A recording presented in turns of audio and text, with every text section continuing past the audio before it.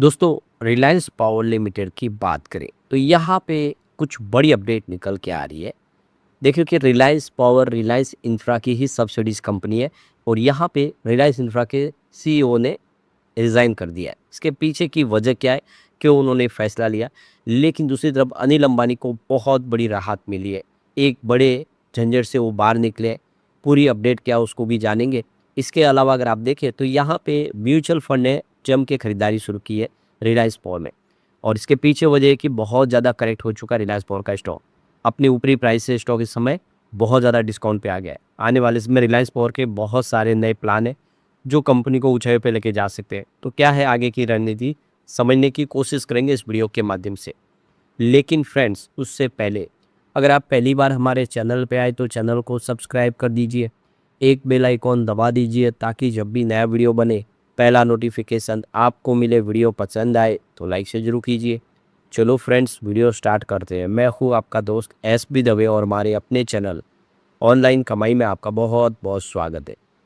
सबसे पहले Reliance power limited के कारोबार की बात करें, 23.41 पर क्लोजिंग थी। फ्राइडे को 0.34% की तेजी देखने को मिली।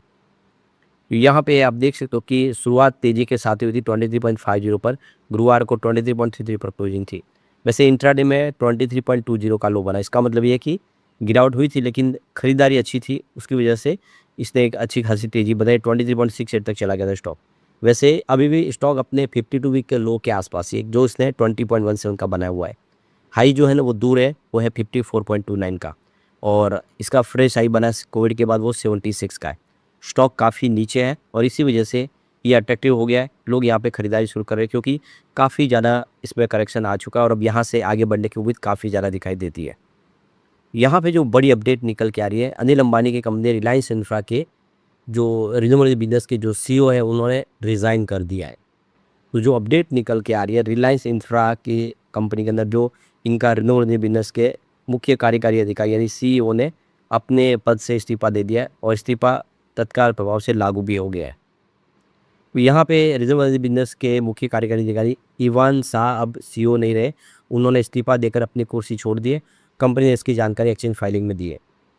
तो कंपनी द्वारा जो जानकारी दी है एक्सचेंज को, उसके अनुसार इवान शाह का इस्तीफा 31 जुलाई 2026 को प्रभावी हो गया, कल से। तो रिपोर्ट के मुताबिक श्री शाह ने अपने इस्तीफे के पीछे व्यक्तिगत कारण का हवाला दिया है, यानी उन्होंने अपने पर्सनल रीज़न बताए। उन्होंने कंपनी के सीनियर मैनेजमेंट को भेजे पत्र में स्पष्ट किया कि वो अपने जो कुछ पर्सनल रीज़न की वजह से इस जिम्मेदारी से मुक्त होना चाहते हैं। उन्होंने ये बताया है कि कुछ उनके घर के घरेलू कारण है जिसकी वजह से वो इस्तीफा दे रहे। तो आप समझ सकते हो कि बहुत सारे लोग यही कहते हैं इस्तीफा देने के बाद कि मुझे मेरे कुछ पर्सनल रीज़न है।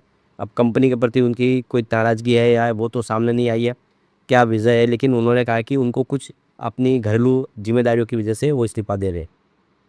तो इवान शाह ने रेजिग्नेशन जो लेटर दिया उसमें कहा है कि रिलायंस इंफ्रा के साथ उनका कार्यकाल काफ़ी अच्छा रहा। उन्होंने उसकी तारीफ़ की है। उन्होंने लिखा कि मैं कंपनी द्वारा मेरे कार्यकाल के दौरान प्रदान किए गए पेशेवर विकास उन्नति के अवसरों के लिए आभारी हूँ।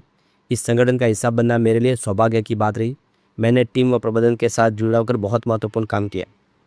तो अब आप देख सकते हो कि इस नए लिस्टिंग ऑब्लिगेशन डिस्क्लोजर 2015 के तहत ये जानकारी दी गई है और मैनेजमेंट में बदलाव हुआ है। इवान शाह के इस्तीफे के बाद कंपनी अब नए किसी व्यक्ति के काबिल व्यक्ति के हाथ में ये बिजनेस की कमान सौंपेगी। दूसरी तरफ देखें तो अनिल अंबानी के लिए एक बड़ी राहत वाली खबर निकल कर आई है। रिलायंस इंफ्रा के लिए बड़ी एक पॉजिटिव खबर है। कंपनी ने Mumbai metropolitan regional development authority के खिलाफ चल रहा जो कानूनी विवाद था उसमें जीत हासिल कर ली है। ऑर्बिटल ट्रिब्यूनल ने रिलायंस इंफ्रा के पक्ष में फैसला सुनाते हुए 157.64 करोड़ रुपये की राशि देने का आदेश दिया है, यानी फैसला इनके फेवर में आया है। तो रिलायंस इंफ्रा द्वारा जो जानकारी दी गई उसमें बताया गया कि जो MMOPL यानी मेट्रो वन प्राइवेट लिमिटेड को दिए गए सब ऑडिटेड डेट से संबंधित ये पूरा मामला है। तो ये देखो कि MMOPL रिलायंस इंफ्रा और MMRDA का एक जॉइंट वेंचर है जिसमें रिलायंस इंफ्रा की हिस्सेदारी 74 और MMRDA की हिस्सेदारी 26% है। ये मुंबई बरसोवा अंधेरी के काटगोर के बीच एक कॉरिडोर है जो मेट्रो का है। तो 27 जुलाई 2026 को ऑर्बिटल ट्रिब्यूनल ने इस मामले में अपना फैसला सुना है, जिसकी जानकारी कंपनी को 29 जुलाई को प्राप्त हुई है।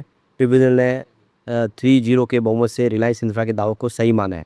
फैसले के तहत कंपनी को 157.6 करोड़ रुपीज़ की मूल राशि के साथ उस पर लगने वाला ब्याज भी मिलेगा। यानी बहुत बड़ी जीत एक तरह से रिलायंस इंफ्रा और रिलायंस पावर को मिली है, क्योंकि आप देख सको कि लगातार बुरी खबरों के बीच में एक बड़ी जीत अनिल अंबानी को मिली है कोर्ट के अंदर। अब यहाँ पे देखिए रिलायंस इंफ्राटेक एक्सपेंशन शुरू कर चुका है, यानी अब कंपनी एआई टेक्नोलॉजी की तरफ आगे बढ़ती हुई दिखाई दे रही है। आर्टिफिशियल इंटेलिजेंस के लिए इन्होंने नई सब्सिडीज कंपनी बनाने की शुरुआत की है। अब नए ज़माने का बिजनेस की तरफ रिलायंस पावर का झुकाव दिखाई दे रहा है। इसके अलावा रिन्यूएबल सेक्टर में कंपनी का तेज़ी से बिजनेस बढ़ रहा है। इन्होंने नई सब्सिडीज बनाई है, जैसे कि रिलायंस एन्यू एनर्जीज, जिनको आप देखें बीईएस के ऑर्डर भी एसजेवीएन की तरफ से प्राप्त हुए, सरकारी टेंडर प्राप्त हुए। तो ये सारी बातें साबित करें कि रिलायंस पावर अब नए ज़माने का बिजनेस कर रहे हैं।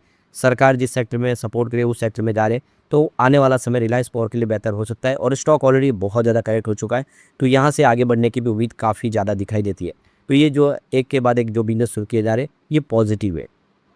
अब यहाँ पे देखिए म्यूचुअल फंड ने जून महीने में अच्छी खासी खरीदारी शुरू कर दी है।